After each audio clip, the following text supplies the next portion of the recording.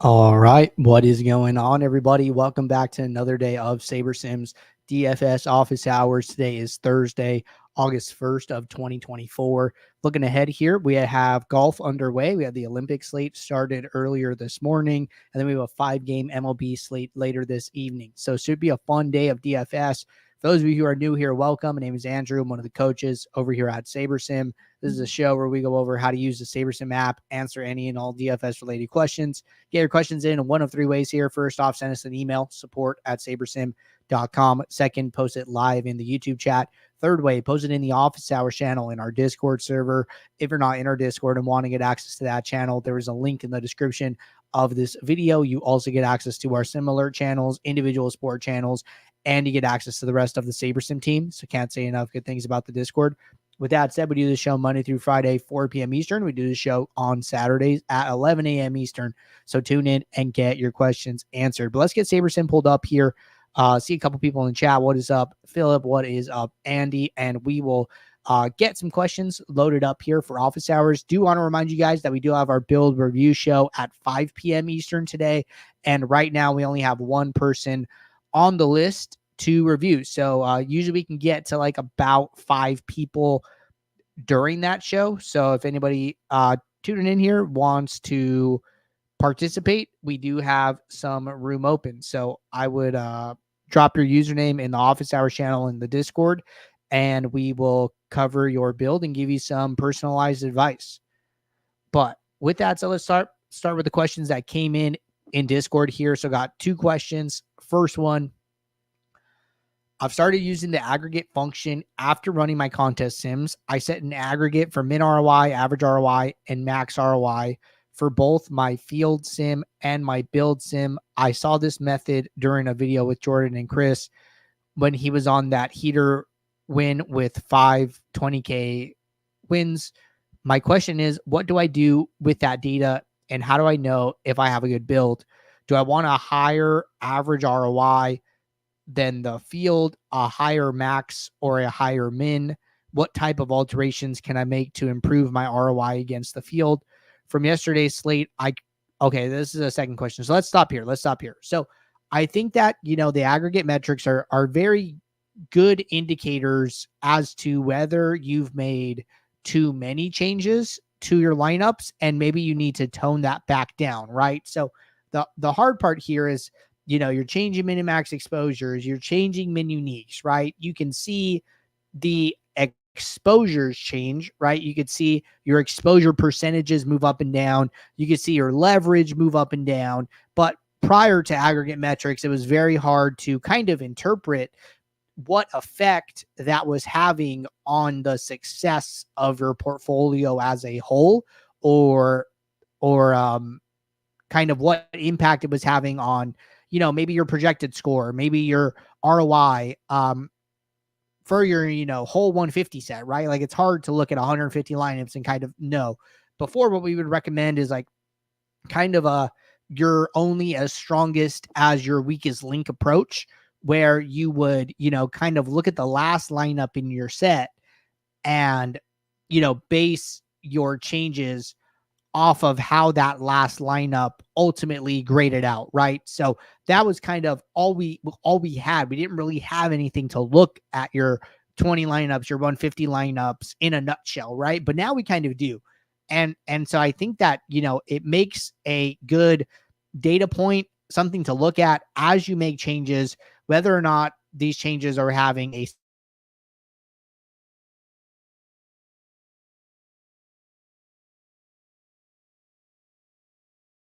I was saying where to stop with those adjustments, right? So we have a build here. We have a contest sim.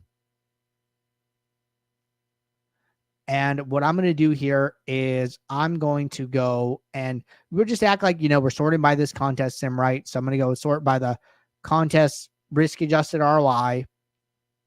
I'm going to come into the aggregate metrics. I'm going to add one. I like to do average projection. I like to do the average ROI of the contest. And then I like to do the minimum. This is what I kind of prefer to do here. These are ones that I've seen, users using through the build reviews. These are, I like to do the projected score. I've seen some of these ROI ones. I think they're pretty intuitive. So I like this, right? And the reason I like this is because as I increase min uniques, as I change exposures, I'm going to get a better idea of where the biggest impact is. Am I moving, 5% ROI? Am I moving 20% ROI? Or is my ROI staying the same? Right. And I'm able to kind of figure out where I should stop. Right. So like from min uniques of 1 to min uniques of 3, I basically stayed right around 158% ROI on average across my 20 lineups. But then when I went from min unique of 3 to 4, my ROI went down about 7%. So there is some difference between playing min uniques of 3 and playing min uniques of 4, right? Now, if I go further, from 4 to 5, we drop 5%, not as much as the 7 that we saw prior. From 5 to 6, we see the biggest change. We go down 13% ROI. Now, ROI is good to have, right? Because our projection is going up. So if you only add projection, you're going to be like, okay, I'm still playing, overall good projection. We see projection is important in the post-contest sims, but this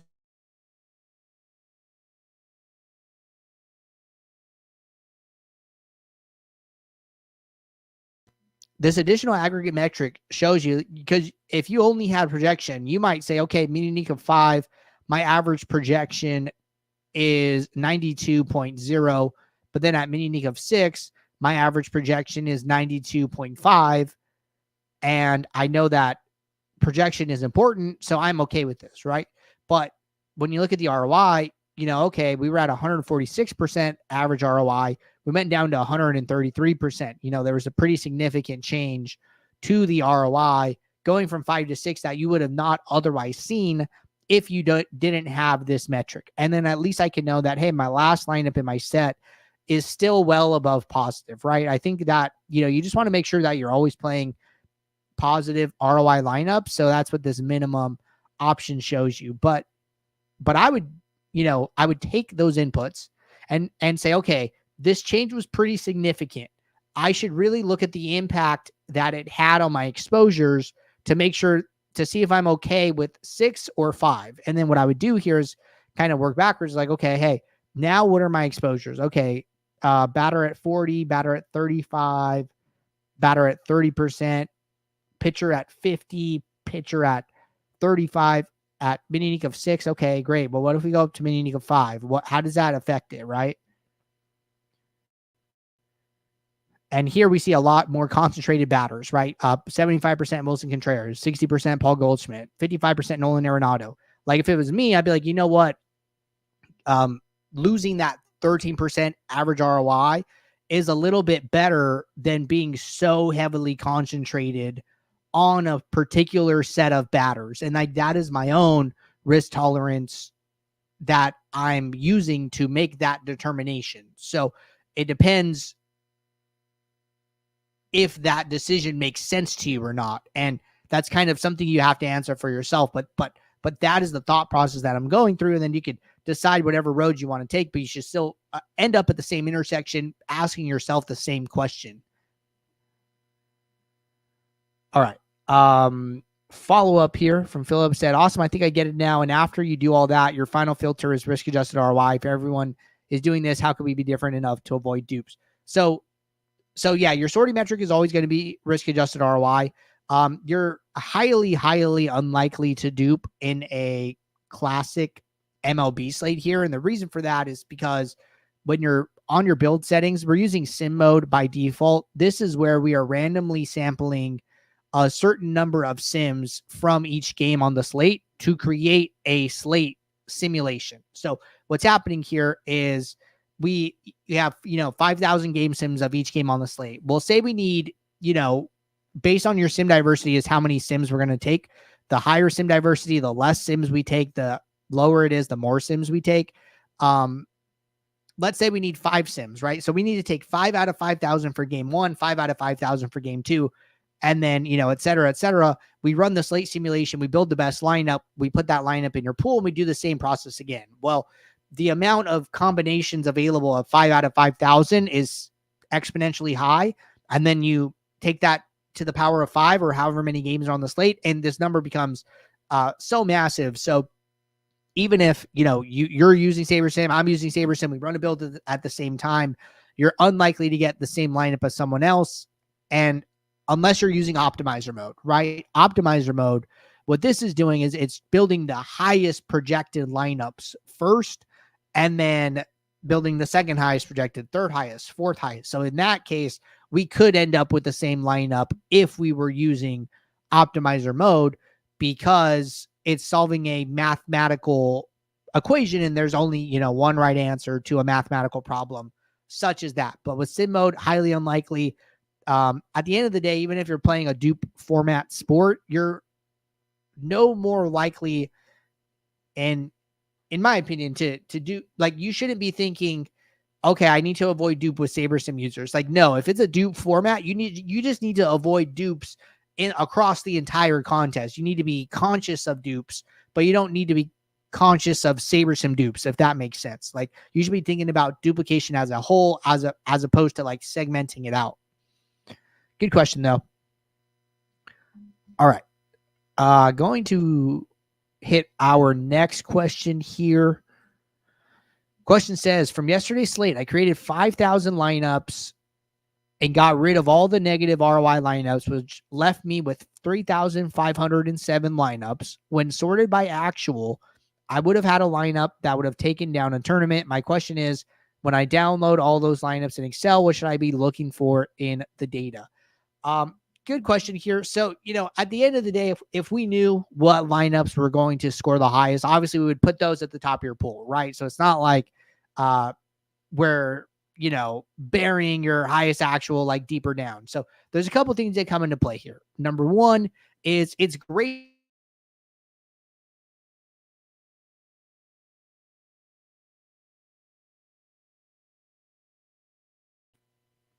talk about, our DFS profit plan, where you are playing a mix of single entry and 3 max and 20 max and 150 max, with 20 max and 150 max being the bigger portion of that portfolio, right?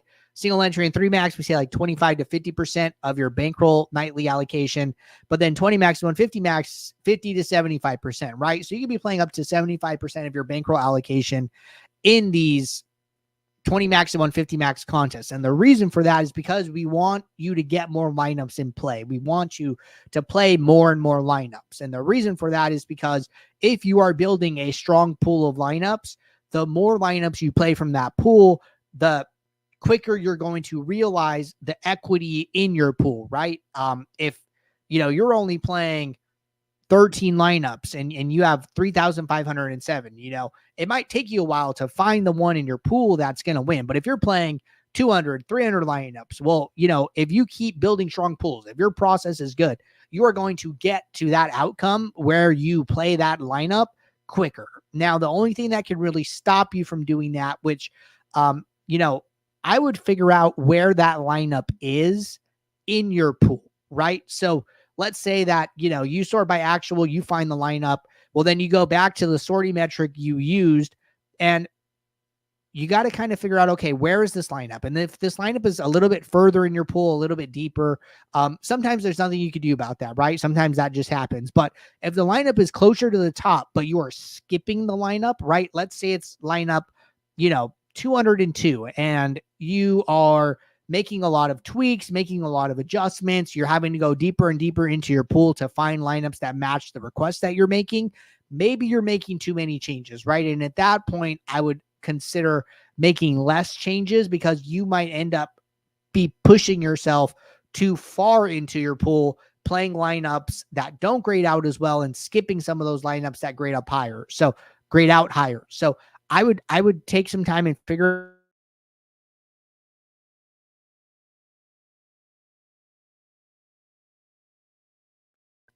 Have I just not played them yet? Or, am I making too many adjustments where I am hurting my own lineups? And that is what I would spend your time doing, but I wouldn't beat yourself up too much about it. Keep playing, follow the profit plan, play strong contest selection and get more lineups in play while still being bankroll conscious is going to be one of the best things you can do in this case. All right. Question here in the YouTube chat. Does loading your own projections help diversity? So the way that loading your own projections works is, let's say that, we have Charlie Morton at 17 points. Let's say you load your own projections, custom projection set, and it has him at 20. So what we will do in that case is, when we go and run our sims and pull, so many game sims from each game on the slate, like we talked about, and let's say that, your average projection is 3 points higher than ours, right? So what we will do is every time Charlie Morton scores 5 points, he scores 8. Every time he scores 17, he scores 20. Every time he scores 30, he scores 33. So what we're doing is we are effectively shifting his distribution. So you see his range of outcomes here. So the summary of his fantasy points across our simulations, we are taking this distribution, we are moving it to, in this case, the right by 3 points. And we are accounting for your custom projection in that way. So, custom projections can definitely lead to different outcomes. It just depends how, different they are from the sets that are, or from our baseline projections. So, what you can do is like, hey, run like a default build, see what your projections are, run a second build with your projections as opposed to the Saber Sim and see what the differences in exposure are. And that will kind of help you to get a sense of how much of an impact those projection adjustments are having. All right. Good questions so far. Gonna jump into the next question that came in Discord. I see Jim said he would like to have his build reviewed. Jim, I will mark you down here and we will get you on the list for today. Appreciate you participating. All right. Got a question here from PTZ.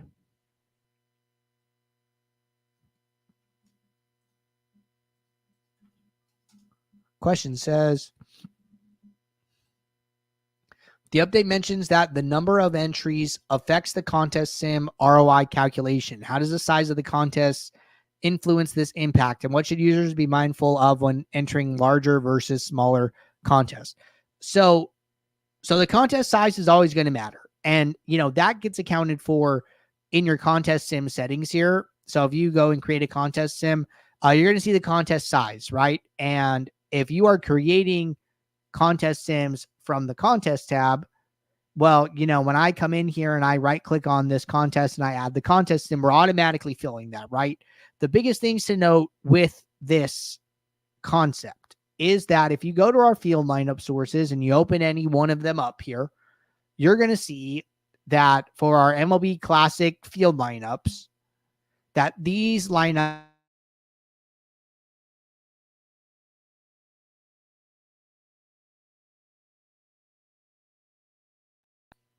So let's go take another contest here. Let's take the flagship, right? $15, 150 max, 13,725. So even though this contest has 13,725 entries, we are simulating the contest with the payout structure as if it only has 10,000. So that is the biggest thing to be aware of when playing larger contests, is that even if a contest has more entries, we are simulating it as if it only has 10,000, because that is how many field lineups we have. So, we have been slowly increasing the size of our field lineups. I think for NFL Showdown, it's up to 20,000. For some sports, it's 10,000. For some other sports, it's a little bit smaller, I think, like MMA. So it really just depends. But that is the biggest thing to be aware of when entering larger contests. And then when you're entering smaller contests, let's say you're playing this, 400 entry contest. So what we do is we will randomly sample 400 lineups from the 10,000 and then simulate out the contest. And then that's for contest sim 1. And then, we're doing that 100,000 times. So every single time we're doing that, we are taking a new set of 400 lineups from the 10,000 and then running the contest sim. So over such a large sample, the ownership smooths out there. But within each contest sim, the ownership can vary, and that's good because ownership does vary, right? Ownership doesn't come in exactly at what the projections say. There is some ownership variance, so that accounts for it. So those are your big differences between large contests and small contests when it comes to the contest sim. All right, good question there. And taking a peek here. So looking at the YouTube chat, looks like we are all caught up there. Looking at the Office Hours channel, looks like we're all caught up there. So think we're all set here for today. Appreciate you guys tuning in. I will be right back here at 5 p.m. Eastern in about 40 minutes here to do our build review show. We have 2 names on the list so far. If you want to have your build review, drop your name in the Office Hours channel in Discord, and I will add you to the list. But I will see you all very, very soon. So until then, take care. Good luck. Thanks. Bye.